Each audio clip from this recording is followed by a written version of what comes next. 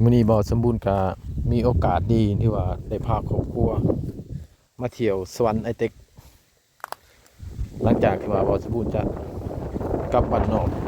ประมาณ2วันนี่ล่ะท่านผู้ชมก็เลยพาครอบครัวมาย่างลิ้นสวรรค์ไอเต็กเพื่อเปิดหูเปิดตาน้อยหนึ่งเพราะว่าครอบครัวก็เป็นคนชนบทเป็นคนอยู่แถวเขตเจียงตูบพุ่นล่ะมื้อนี้มีโอกาสเลยพาเพิ่นมาย่างลิ้นพาลูกน้อยแล้วก็พาครอบครัวมาย่างเลาะเบิ่งสวรรค์ไอเต็กมื้อนี้สวรรค์ไอเต็กก็เพิ่นเปิดงานคือว่าเบียร์ลาวเปิดงานโปรโมชั่นเบียร์จะมีเบียร์สดแล้วก็อาหารทะเลส่วนหลายก็จะเป็นแบบอาหารซีฟู้ดอาหารทะเลที่นำมาจากประเทศไทยมาขายนะ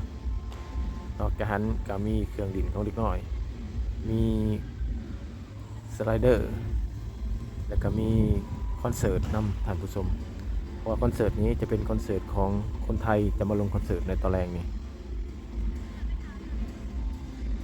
พอสมบูรณ์กามาแต่เว้นโพดนะท่านผู้ชม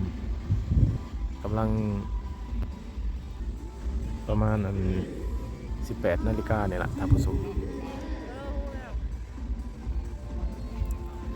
ถ้าว่าเป็นประมาณ19 นาฬิกาหรือว่าเป็น2 ทุ่มขึ้นเมื่อ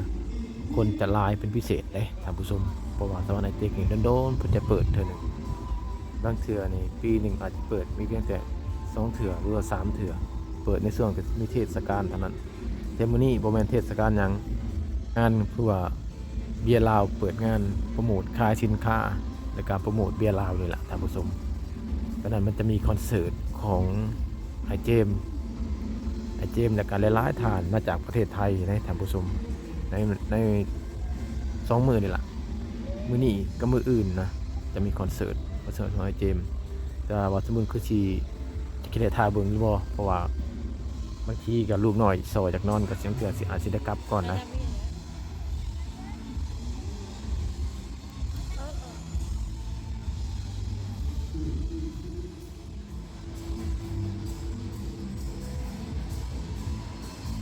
เบิ่งบรรยากาศก็กำลังคือคืนคนกำลังหลั่งมา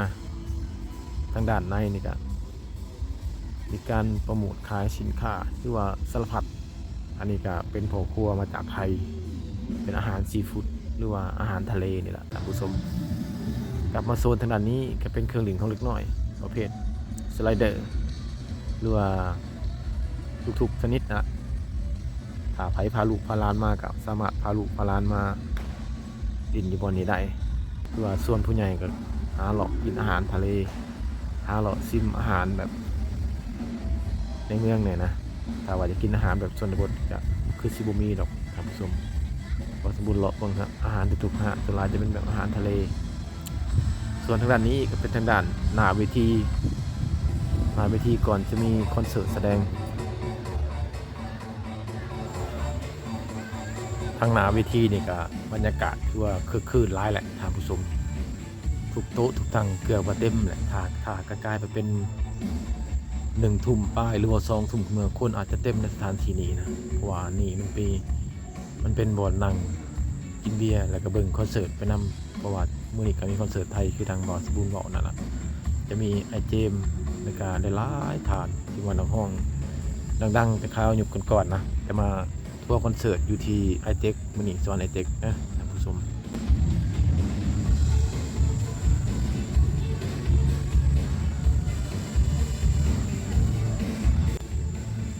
ตอนนี้บรรยากาศกำลังคือท่านผู้ชมก็กำลังหลั่งไหลเข้ามาแต่ว่าบอสบูรณ์คือสิบ่ได้อยู่เบิ่งคอนเสิร์ตละท่านผู้ชมเพราะว่าลูกน้อยก็จะนอนกลับแหละท่านแหละภาพบรรยากาศของสวนไอเต็กงานสวนไอเต็กมื้อนี้ก็ฝากไปให้ท่านผู้ชมได้เบิ่งได้ชมทำนี้อย่าลืมกดไลค์กดแชร์ติดตามแล้วเบิ่งสวนไอเต็กต่อหน้า